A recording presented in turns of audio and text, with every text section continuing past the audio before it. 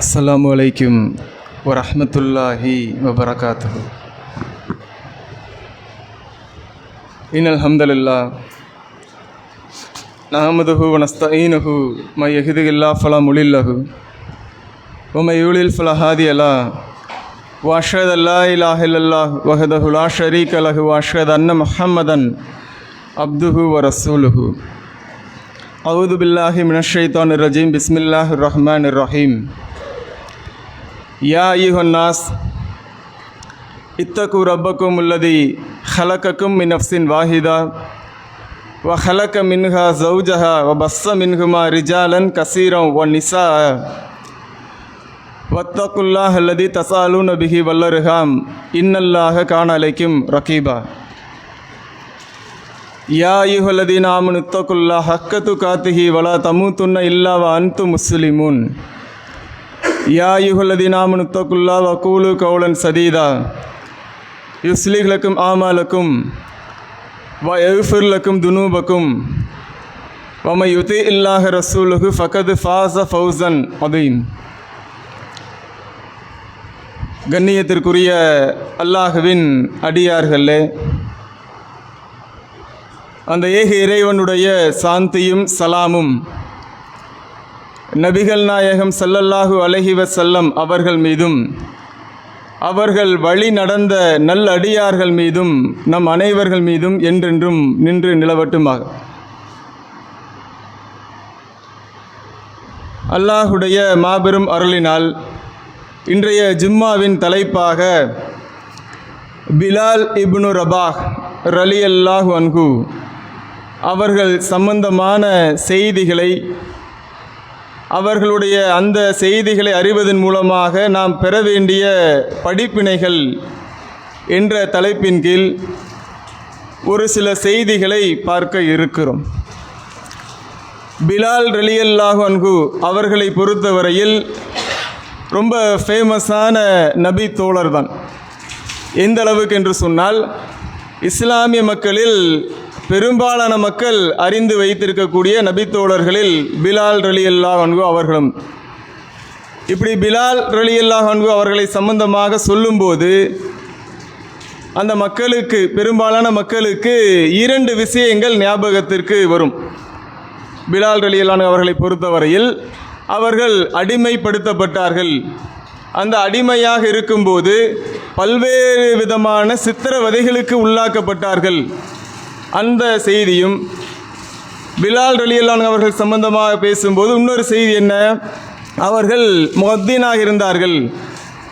முதலாக தொழுகைக்கான அழைப்பான அந்த பாங்கு சொல்லக்கூடிய நபராக அல்லாஹ் அவர்களை உருவாக்கியிருந்தான். அல்லாஹுடைய தூதரும் அப்படிப்பட்ட ஒரு நபரை தான் உருவாக்கினார்கள். இந்த செய்திகள் பெரும்பாலான மக்களுக்கு தெரிந்த ஒன்றுதான். அப்போ இதை தாண்டி பார்த்தோம் என்று சொன்னால், பிலால் ரலியல்லாஹு அன்ஹு அவர்கள் சம்பந்தமான வரலாற்று செய்திகளில் நம்ம மிக முக்கியமாக பார்க்க வேண்டிய செய்தி என்று சொன்னால் ஒரு 3 விஷயத்தை நம்ம பார்க்கலாம். அவர்களுடைய கொள்கை உறுதித்தன்மை, அந்த இஸ்லாத்தை ஏற்றவுடன், சத்திய நெறிக்கு வந்தவுடன் அந்த கொள்கையில் இருந்த அந்த உறுதித்தன்மையை நாம் அவர்களிடத்திலே கற்றுக்கொள்ளலாம். அதே போன்று வணக்க வழிபாடு விஷயத்தில் எப்படி இருக்க வேண்டும் என்பதையும் இவருடைய சம்பவத்தில் நாம் அறிந்து கொள்ளலாம். அதே போன்று அல்லாஹுடைய தூதரை உயிருக்கும் மேலாக நாம் நேசிக்க வேண்டும் என்பதை இவர் சம்பவத்தில் நாம் விளங்கிக் கொள்ளலாம். ஆக இப்படிப்பட்ட ஒரு வரலாற்று சம்பவத்தின் மூலமாக நாம் இதன் மூலமாக பல படிப்பினைகளை இவருடைய வாழ்க்கை வரலாறு நம்மளுக்கு கற்றுத்தரக்கூடியதாக இருக்கும். ஆனால் பெரும்பாலும் பார்த்தோன்னு சொன்னால், இந்த பிலால் ரலியல்லாஹு அன்ஹு அவர்களை பெரும்பாலான இடத்துல ஆதாரமற்ற செய்திகளையும் மக்களுக்கு அவர் சம்பந்தமான தவறான செய்திகளை சொல்லக்கூடியவர்களாக இருக்கிறார். குறிப்பாக பாருங்க, இஸ்லாமியர்கள் கொண்டாடக்கூடிய பண்டிகையை பார்த்தோன்னு சொன்னால், அதில் இஸ்லாம் அந்த மார்க்கம் நம்மளுக்கு அனுமதிக்காத பல அனாச்சாரங்களை செய்வார். இந்த பெருநாள் வந்துட்டால் போதும், பல்வேறு இஸ்லாமிய இடங்கள் என்ன பண்ணுவாங்க, சீரியல் செட்டெல்லாம் போட்டு அந்த மைக் செட்டெல்லாம் வச்சு அந்த ஹனீஃபாவுடைய பாட்டு போட்டால் தான் பெருநாள் கொண்டாடுற மாதிரி இருக்கும். அவங்களுக்கெல்லாம் பெரும்பாலான இடத்துல நம்ம பார்க்குறோம். இதெல்லாம் இஸ்லாம் கற்றுத்தராத ஒரு அனாச்சாரம். அந்த பாடல்களில் கூட இந்த பிலால் ரலியல்லாஹு அன்ஹு அவர்கள் சம்பந்தமான தவறான செய்திகளை மக்களுக்கு கொண்டு போய் சேர்த்திருக்கிறார்களா இல்லையா? பெரியார் பிலால் ரலியல்லாஹு அன்ஹு அவர்களுடைய தியாக வரலாறு என்ற அந்த பாடல் வரியை பார்த்தோம்னு சொன்னால், முழுக்க பிலால் ரலியல்லாஹு அன்ஹு அவர்கள் சம்பந்தமான தவறான செய்திகளை மக்களுக்கு அறிவிக்கக்கூடிய நபராகத்தான் இருந்திருக்கிறார்கள். அவர் எப்படிப்பட்ட நபராக மார்க்கம் அவரை, அல்லாஹுடைய தூதர் அவர்களை வார்த்தெடுத்தார்கள். பிலால் ரலியல்லாஹு அன்ஹு அவருடைய வீரம் நம்மளுக்கு சொல்லி தெரிய வேண்டியதில்லை. அல்லாஹுடைய தூதரோடு அனைத்து போர்களிலும் பங்கெடுத்த நபர்.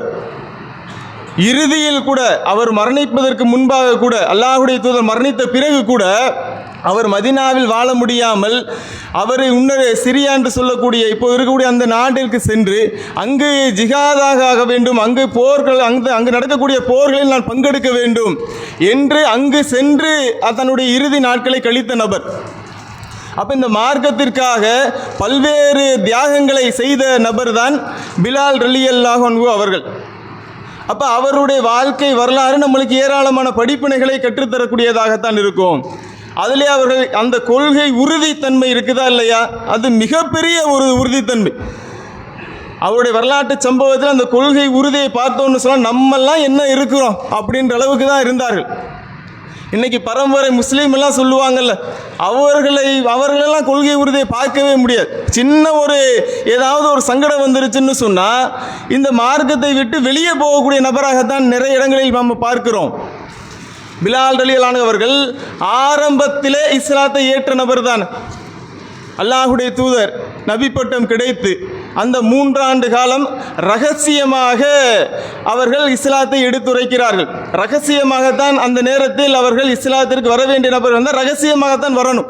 பகிரங்கமாக வந்து விட்டோன்னு சொன்னால் மக்கத்து காஃபிர்கள் உயிரோடு விட்டுட மாட்டாங்க, அவ்வளவு சித்திரவதைப்படுத்துவாங்க.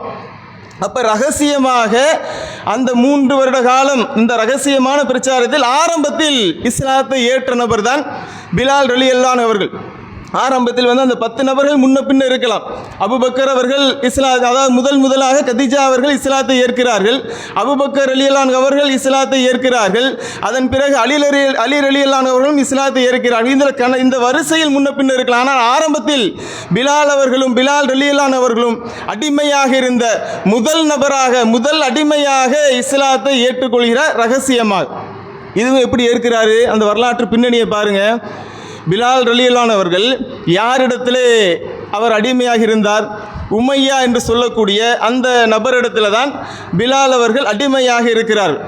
அப்போ இஸ்லாம் ஆரம்பத்தில் பரவுது. அப்போ உம்மையாவும் உம்மையாவோடு இருந்த ஒரு சில நபர்களும் அல்லாஹுடைய தூதர் அந்த மார்க்கத்தை பற்றி பேசுகிறார்கள். அந்த இடத்தில் பிலால் இருக்கிறார்.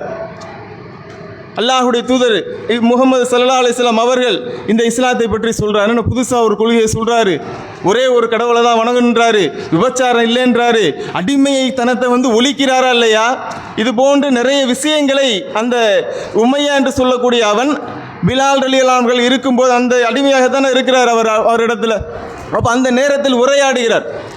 இந்த உரையாடல் பிலால் ரலியல்லாஹு அன்ஹுவுக்கு மிகப்பெரிய ஒரு தாக்கத்தை ஏற்படுத்துகிறது. என்னது அடிமைத்தனமே இல்லையா, என்னது மூட நம்பிக்கை வழக்கத்தை முழுமையாக ஒழித்து கட்டுகிறார்களா, ஒரே ஒரு இறைவனை தான் வணங்க வேண்டுமா, பெண்களை மதிக்க வேண்டுமா, ஒரு நல்ல மார்க்கமாக இருக்கிறது, சத்திய கொள்கையாக இருக்கிறது. அந்த செயல், அந்த பேச்சு அவருடைய உள்ளத்தில் மிகப்பெரிய ஒரு தாக்கத்தை ஏற்படுத்துகிறது. ரகசியமாக போய் இஸ்லாத்தை ஏற்றுக்கொள்கிறார். அல்லாஹுடைய தூதரிடத்தில் பையத்து செய்து இஸ்லாத்தை ஏற்றுக்கொள்கிறார். ரகசியமாகத்தான் செய்கிறார் அனைத்தையும். ஆனால் எவ்வளவு நாள் தான் ரகசியமாக செய்ய முடியும்? தெரிந்திருது. அவனுடைய எஜமானனுக்கு, பிலால் ரலியல்லாஹு அவர்களுடைய எஜமானனுக்கு தெரிந்து விடுகிறது, உம்மையாவிற்கு தெரிந்து விடுகிறது. தெரிந்த மாத்திரத்தில் மிகப்பெரிய சித்திரவாதைக்கு உள்ளாக்கப்படுகிறது. நம்ம வரலாற்று சம்பவத்தில் அதிகமாக கேள்விப்பட்டு இருப்போம். அந்த சம்பவத்தை பாருங்க. அபூபக்கர் அவரிடத்தில் கை வைக்க முடியாது, ஏன்னால் அவர் அந்த ஊரில் செல்வந்தராக இருக்கிறார். ரசூலுல்லாஹ் மேலேயும் கை வைக்க முடியாது, அவரும் அவருடைய பின்னணியும் மிகப்பெரிய ஒரு குறைசி குலத்தில் இருக்கிறார். இப்படி அவரிடத்துல எல்லாம் அந்த மக்கத்து காஃபிர்கள் கை வைக்க முடியல. இன்னும் அவர் கோபம் இருக்கு. அந்த மக்கத்து காஃபிர்கள் மிகப்பெரிய கோபம் இருக்கிறது. நம்ம வணங்கக்கூடிய தெய்வத்தை இல்லைன்றாங்களே, நம்ம முதலாளித்துவத்தில் இருக்கிறோம், நம்மளுக்கு கீழே இருக்கக்கூடிய அடிமையை நம்ம சரிசமமாக வைக்க சொல்றாரு. இந்த கோபத்தை அனைத்தையும் பிலால் ரலியல்லாஹு அவர்கள் மீது கொட்டக்கூடிய சம்பவமாகத்தான் அந்த சம்பவம் இருக்கு. நம்ம பார்க்கிறோமா இல்லை?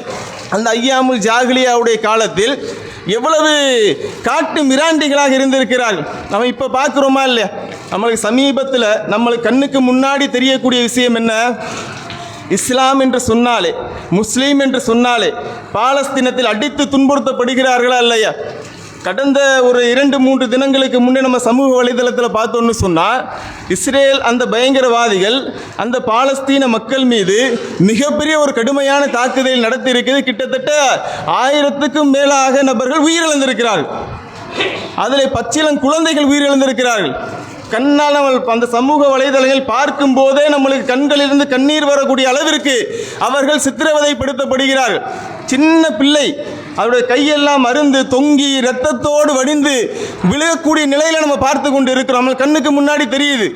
முஸ்லீம் என்று சொன்னால் வேதனைப்படுத்தப்படுகிறார்கள், கொடுமைப்படுத்தப்படுகிறார்கள், அநியாயமாக கொலை செய்யப்படுகிறார்கள். ஆனால் இதை விட பன்மடங்கு பிலால் ரலியல்லாஹு அவர்கள் அந்த வேதனையை அனுபவித்திருக்கிறார். சாதாரண விஷயமா? அந்த மார்க்கத்தை நீ விட்டுடு. உம்மையா சொல்லுகிறான், பிலால் ரலியல்லாஹு இடத்துல அவர் ஏற்றுக்கொண்ட அந்த மார்க்கத்தை விட்டுவிடு. நம்மகிட்ட கூட இந்த தெய்வத்தை நீ வணங்கு, லாத்து உஸா இந்த தெய்வத்தை நீ வணங்கு, உன்னை நான் சரி விட்டுறேன். இல்லை எனக்கு பிலால் ரலியல்லாஹு சொன்ன ஒரே வார்த்தை அஹதுன் அஹதுன், அல்லாஹ் ஒருவனே ஒருவனே என்ற அந்த முழக்கத்தை, மரணம் வந்தாலும் நான் விடமாட்டேன் என்ற அந்த உயிர் மூச்சு முழக்கத்தை தொடர்ச்சியாக செய்து கொண்டே இருக்கிறார். அஹதுன் அஹதுன், தொடர்ச்சியாக வேதனைப்படுத்தப்படுகிறார். எப்படியெல்லாம் வேதனைப்படுத்தப்படுகிறார்? அவருடைய உடலில் உள்ள துணியில் எல்லாம் கழட்டி அந்த பாலைவன சுடு மணல்களில் வெறும் மேனியோடு படுக்க வைக்க, எப்படிப்பட்ட ஒரு வேதனை சிந்தித்து பாரு. நம்மளுக்கு கொஞ்சம் வெயில் அடிச்சிட்டா போதும், செருப்பு போட்டு வெளியில் போனாலே நம்மளுக்கு அந்த வெயிலுடைய தாக்கத்தை தாங்கிக் கொள்ள முடியல. பாலைவனம் எப்படி இருக்கும்? அதுவும் அந்த வெயில் நேரத்தில் பாலைவனத்தில் அந்த சுடு மணல் எப்படி இருக்கும்? அது சும்மா நம்ம செருப்பு இல்லாமல் அந்த இடத்துல நிற்க முடியுமா? எப்படிப்பட்ட ஒரு வேதனையாக இருக்கும், எவ்வளவு கடுமையான அந்த வெப்பத்தை தரக்கூடியதாக இருக்கும் அந்த வெயில் நேரத்தில்.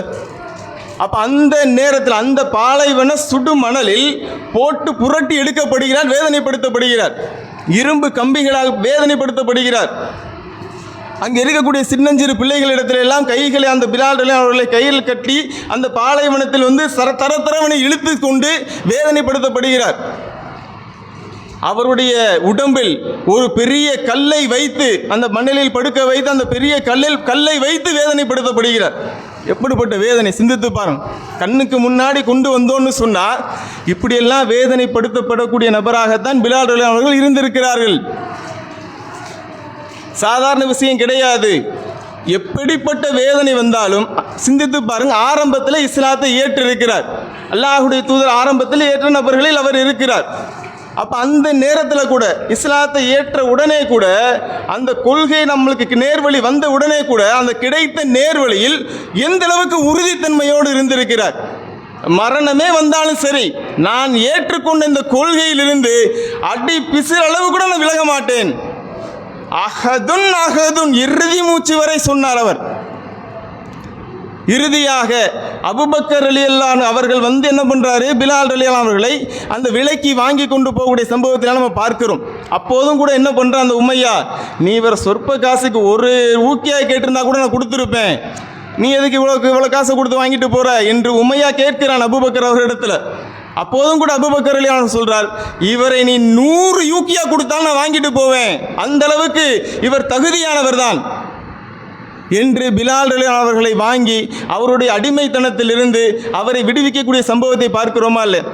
இந்த கொள்கை உறுதி நம்ம எத்தனை நபருக்கு இருக்கிறது என்பதை நாம் உரசி பார்க்க வேண்டும்.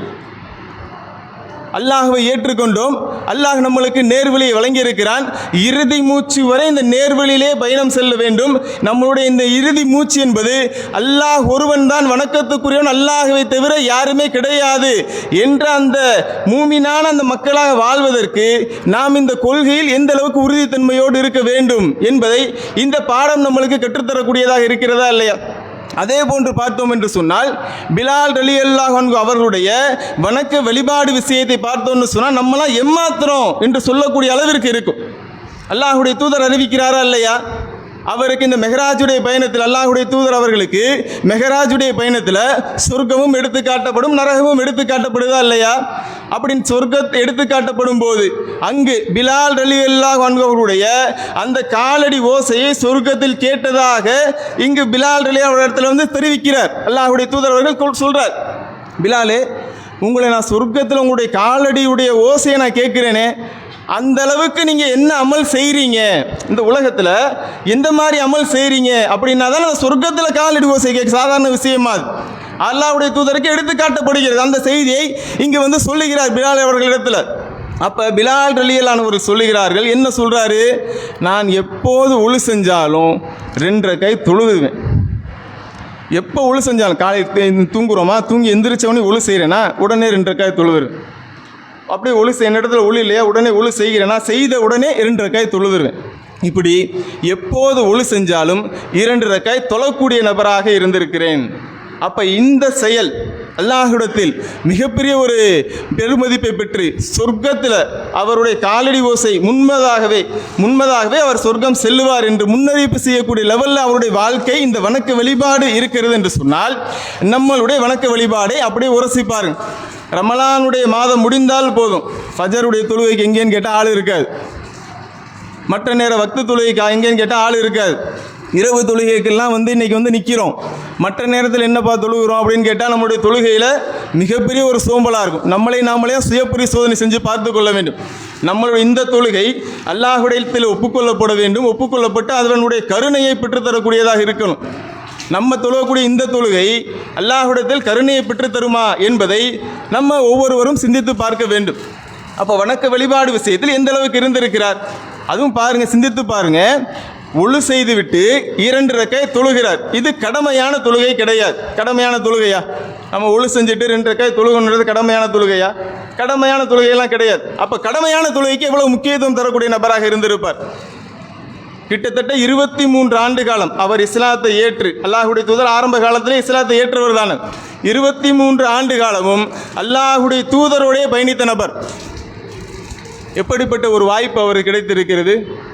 முஅத்தின் முதலாக அந்த மதீனாவிலே அல்லாஹு அக்பர் அல்லாஹு அக்பர் என்று அந்த பாங்கை முளைந்த மிகப்பெரிய ஒரு வாய்ப்பு கிடைத்த நபர் தான் பிலால் ரலியல்லாஹு அவர்கள். எப்படிப்பட்ட வாய்ப்பு, சாதாரண விஷயமா? அது அருமையான குரலுக்கு சொந்தக்காரர் தான் பிலால் ரலியல்லாஹு அவர்கள்.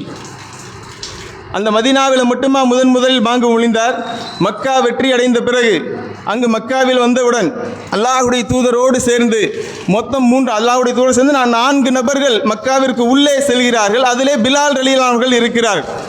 மக்காவில் இருக்கக்கூடிய அந்த மக்கத்து காஃபிர்கள் எல்லாம் பார்க்கிறார்கள், என்னது அடிமை உள்ள போகிறாங்கள், அடிமை இந்த அளவுக்கு மிக அல்லாஹ்வுடைய தூதரோடு சேர்த்து வைத்து பார்க்கிறார், சரிசமமாக பார்க்கிறார்களா என்று சொல்லக்கூடிய லெவலில் மிகப்பெரிய ஒரு உரிமையை இந்த மார்க்கம் அவருக்கு வழங்கியிருக்கா இல்லையா? மக்கா வெற்றி அடைந்து உள்ளே சென்று அங்கே இருக்கக்கூடிய சிலைகள் எல்லாம் அகற்றப்படுகிற பிலால் அகற்றார்கள். அகற்றிவிட்டு மக்காவினுடைய மேற்கூரையில் ஏறி அங்கேயும் பாங்கு சொல்லக்கூடிய வாய்ப்பை அல்லாஹ்வுடைய தூதர் வழங்குகிறாரா இல்லை? எவ்வளவு பெரிய வாய்ப்பு, சாதாரண விஷயமா?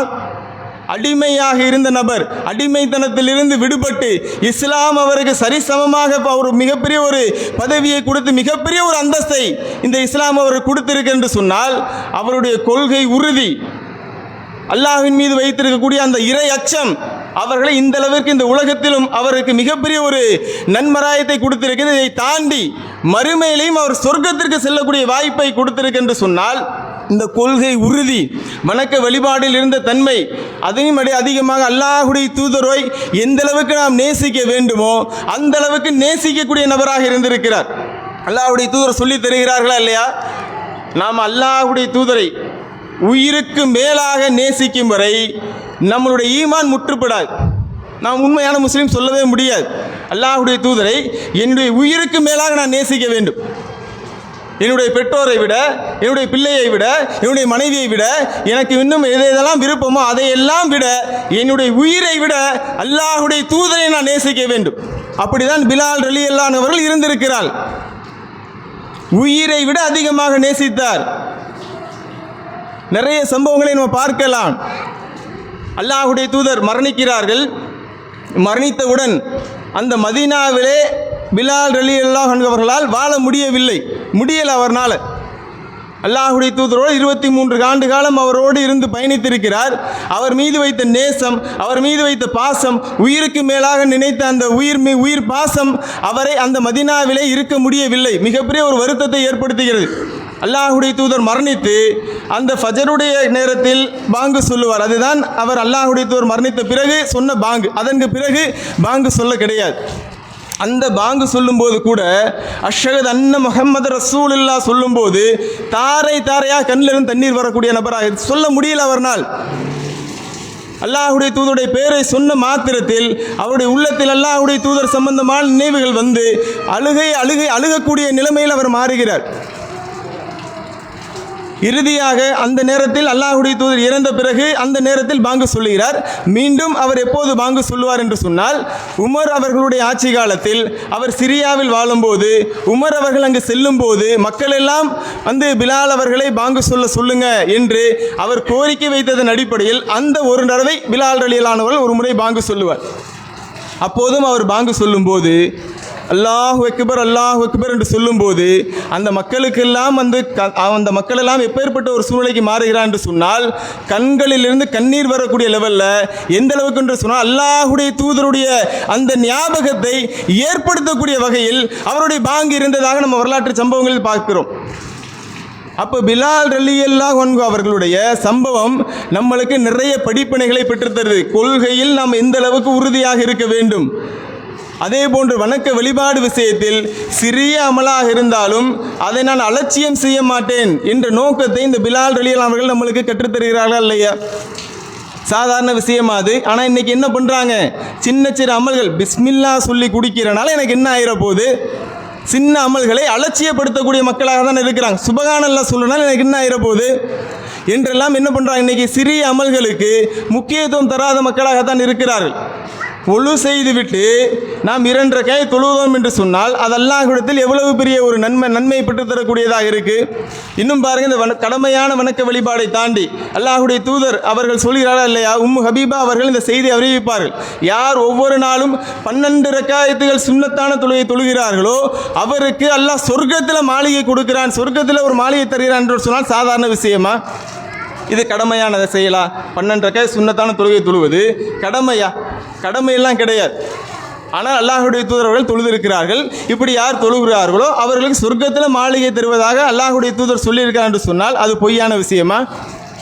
அப்போ இந்த மாதிரி அமல்களுக்கெல்லாம் நாம் எந்த அளவுக்கு முக்கியத்துவம் தருகிறோம்? வணக்க வழிபாடு விஷயத்தில் சின்ன அமலாக இருந்தாலும் அலட்சியம் செய்யாமல் அதை எந்த அளவுக்கு நாம் முக்கியத்துவத்தோடு செய்யக்கூடிய நபராக இருக்கிறோம்.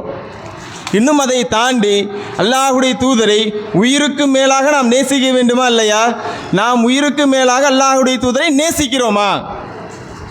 நான் ரமலான் மாதத்தில் மட்டும் நான் கடமையான தொழுகை இன்ன பிற அமல்களில் நான் நல்ல உறுதித்தன்மையோடு இருப்பேன், மற்ற மாதத்தில் நான் பார்த்துக்கலாம் என்று இருக்கக்கூடிய நபராக இருக்கிறோமா? இதுதான் அல்லாஹ்வுடைய தூதரை உயிருக்கு மேலாக நேசிக்கக்கூடிய தன்மையா? அல்லாஹ்வுடைய தூதருக்கு கட்டுப்பட்டு நடக்க வேண்டுமா இல்லையா? அத்தீவுர் ரசூல் என்று அல்லாஹ் நம்மளுக்கு திருமறை குர்ஆனில் சொல்லி தருகிறானா இல்லையா?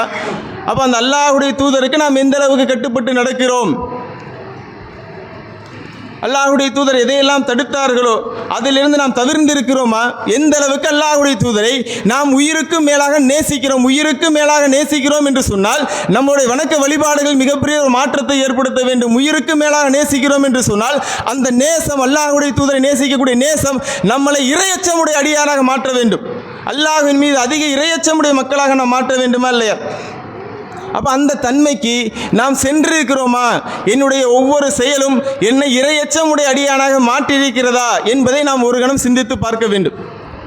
அப்போ பிலால் ரலியல்லாஹு அவர்கள் சம்பந்தமான செய்திகள் இதுதான் உண்மையான செய்தி. இதை தாண்டி நிறைய கட்டுக்கதைகளும் கப்சாக்களும் நிறைய இருக்கிறது. அந்த பாடல் நம்ம ஆரம்பத்தில் சொன்னோமா இல்லையா? மைக் செட்டெல்லாம் போட்டு ஹனீஃபா பாட்டெல்லாம் போடுவாங்க. அதில் பிலால் ரலியல்லாஹு அவர்கள் கொச்சைப்படுத்தக்கூடிய நபராக இருந்திருக்கிறார். அவரை பைத்தியமாக சித்தரிக்கக்கூடிய செயலை பார்க்கிறோம்.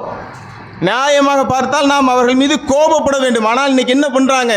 பண்டிகை என்ற பேரில் பாடல்களை போட்டு ஆக என்ன அருமையாக பாடியிருக்கிறார் என்று ரசிக்கக்கூடிய மக்களாக இருக்கிறார்கள்.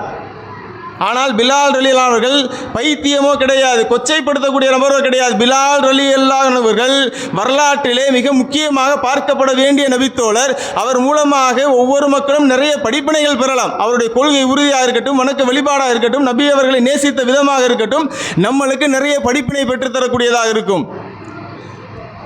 அவர் போர்க்களத்தில் வீர தீரமாக இருந்த செயல் அவருடைய அந்த இறை எச்சத்தை நம்மளுக்கு வெளிப்படுத்தக்கூடியதாக இருக்கும். அல்லாஹ்விற்காக நாம் எதையும் செய்வேன், அல்லாஹ்வுக்காக ஷஹீதாகத்தான் மரணிப்பேன் என்ற நோக்கத்திற்காக தான் வாழ்ந்த ஊரை விட்டு இன்னொரு ஊரில் போய் தஞ்சமடைகிறார் என்று சொன்னால் அவருடைய கொள்கை உறுதி மார்க்கத்திற்காக அவர் செய்த தியாகம் என்னவென்பதை நாம் ஒரு கணம் சிந்தித்து பார்க்க வேண்டும். அதன் மூலமாக நம்மளுடைய இறையச்சம் என்பது அதிகப்படுத்தக்கூடிய வகையில் நம்முடைய வணக்க வழிபாடுகளாக இருக்கட்டும், இன்ன பிற செயல்களாக இருக்கட்டும், அதை முறையாக சரியாக செய்து அதன் மூலமாக இறையச்சமுடைய அடியானாக மாறி மறுமையில் சொர்க்க சோலைக்கு செல்லக்கூடிய நபராக இருப்பதற்கு வல்ல ரஹ்மான் நம் அனைவருக்கும் உதவி செய்வானாக என்று கூறி என்னுடைய இந்த முதல் உரையை நிறைவு செய்கிறேன்.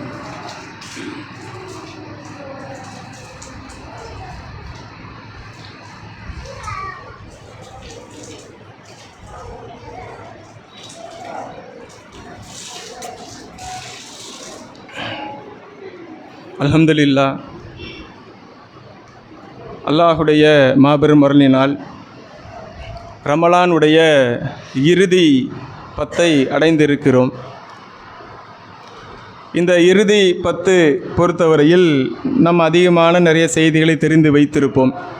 குறிப்பாக இந்த இறுதி பற்றிலே, அதுவும் இந்த ஒற்றைப்படை நாட்களில் 21, 23, 25, 27, 29 இந்த நோன்புகளில் அல்லாஹுடைய தூதர் சொன்ன அடிப்படையில் லைலத்துல் கதிர் மகத்துவமிக்க இரவு, 1000 மாதங்களை விட சிறந்த இரவு. ஒரு நபர் அந்த இரவை அடைந்தார் என்று சொன்னால் 1000 மாதங்கள் செய்ய வேண்டிய வணக்க வழிபாடுகளாக இருக்கட்டும், 1000 மாதங்கள் செய்ய வேண்டிய நன்மையான செயல்களை அந்த ஒரு இரவில் அடைந்து கொள்ளலாம். கிட்டத்தட்ட 83 வருடம் செய்ய வேண்டிய அமல்களை இந்த ஒரு நாளில் நம்ம அடைந்து கொள்ளலாம். அப்போ மிகப்பெரிய ஒரு பாக்கியம் புரிந்த அந்த இரவு லைலத்துல் கதிர் இரவு. அந்த இரவை நாம் வீணாக கழித்து விடாமல், விளையாட்டுகளில் கழித்து விடாமல், நிறைய இடங்களில் பார்ப்போம். நாங்களும் அந்த இரவை முழுமையாக கழிக்கிறோம் என்ற அடிப்படையில் பள்ளிவாசல் திறந்துருக்கும். பார்த்தோன்னு சொன்னால் வெளியில் விளையாடி கொண்டு இருப்பாங்க, பைக்கில் ரேஸ் விட்டுட்டு இருப்பாங்க, இன்ன பிற செயல்களில் ஈடுபட்டு வணக்க வழிபாடில் ஈடுபட வேண்டும். அந்த இரவை எப்படி நாம் கண்ணியப்படுத்த வேண்டும்? தொழுகையின் மூலமாக அல்லாஹ்விடத்தில் அதிகமாக பாவ மன்னிப்பு தேடக்கூடிய அந்த ஒரு இரவாக அமைத்து கொள்ள வேண்டும். அல்லாஹும்ம இன்னக அஃபுன் துஹிப்புல் அஃப்வ ஃபௌஃபு அன்னி என்று சொல்லக்கூடிய இந்த பிரார்த்தனை, இறைவா உன்னிடத்தில் நான் பாவ மன்னிப்பு கேட்கிறேன் என்ற இந்த பிரார்த்தனையை அதிகமாக அல்லாஹ்விடத்தில் கேட்கக்கூடிய நபராக இருந்தோம் என்று சொன்னால், அல்லாஹ் நாடினால் அந்த பாவத்தை நம்முடைய பாவத்தை அன்றே மன்னிக்கக்கூடியவனாக இருக்கிறான். அது மட்டும் இல்லாமல் நாம் கேட்கக்கூடிய அந்த பிரார்த்தனையை எந்த பிரார்த்தனையாக இருந்தாலும் அல்லாஹ் வீணாக ஆக்குவதே கிடையாது. ஒன்று நம்மளுக்கு உறுதியாக அல்லாஹ் நாடினால் உடனே கிடைத்துவிடும். இல்லை என்று சொன்னால் அதை விட சிறந்ததை அல்லாஹ் நம்மளுக்கு கொடுப்பான். நம்ம என்ன கேட்கிறோமோ அதை விட சிறந்ததை அல்லாஹ் நம்மளுக்கு கொடுப்பான். உதாரணமாக சொல்ல போனால் எனக்கு ஒரு 1,00,000 ரூபா வேணும் அப்படின்னு அல்லாஹ்விடத்தில் கேட்கிறோம். அல்லாஹ் நாடினால் உடனே கொடுக்கக்கூடியவனாக இருக்கிறான். இல்லை இதை விட சிறந்தது என்ன, அந்த 1,00,000 ரூபாய்க்கு நம்மளுக்கு என்ன மாதிரியான செலவினங்கள் வருமோ அதிலிருந்து நம்மளை பாதுகாக்கக்கூடிய ஒரு செயலாக அது அமைந்துவிடும் அல்லாஹ் நாடினால். இல்லை என்று சொன்னால், அப்படி இல்லை என்று சொன்னால் மறுமையில் அது சேமித்து வைக்கப்பட்டு நம்மிடத்திலே நன்மையினுடைய மலைகளாக குவியல்களாக நாம் கேட்கக்கூடிய ஒவ்வொரு பிரார்த்தனைகளும் அன்று நன்மைகளாக நம்மிடத்திலே கொண்டு வந்து கொடுக்கப்படும். அப்போ அந்த இரவை, குறிப்பாக அந்த 1000 மாதங்களை விட சிறந்த ஒரு இரவை நாம் வீணாக கழித்து விடாமல் அந்த இரவை முழுமையாக நல்ல முறையில் வணக்க வழிபாடுகளில் ஈடுபட்டு அல்லாஹ்வை நினைவு கூறக்கூடிய இரவாக, அல்லாஹ்விடத்திலே அதிகம் பாவமன்னிப்பு பெறக்கூடிய இரவாக நாம் அதிகமாக வணக்க வழிபாடுகளில் மூழ்கி திளைக்கக்கூடிய இரவாக அதை அமைத்து கொண்டு அந்த இரவை முழுமையாக அடைந்து அதன் மூலமாக நன்மைகளை பெற்று அந்த நன்மைகள் நம்மளுக்கு சொர்க்கத்தில் பயனளிக்கக்கூடிய இருப்பதற்கு, அந்த இரவை முழுமையாக பயன்படுத்திக் கொள்ளக்கூடிய மக்களாக இருப்பதற்கு வல்ல ரஹ்மான் நம் அனைவருக்கும் அருள் புரிவானாக என்று கூறி என்னுடைய உரையை நிறைவு செய்கிறேன். வாகிரத் அல்ஹம்துலில்லாஹி ரப்பில் ஆலமீன். அஸ்ஸலாமு அலைக்கும் வரஹ்மத்துல்லாஹி வபரகாத்துஹு.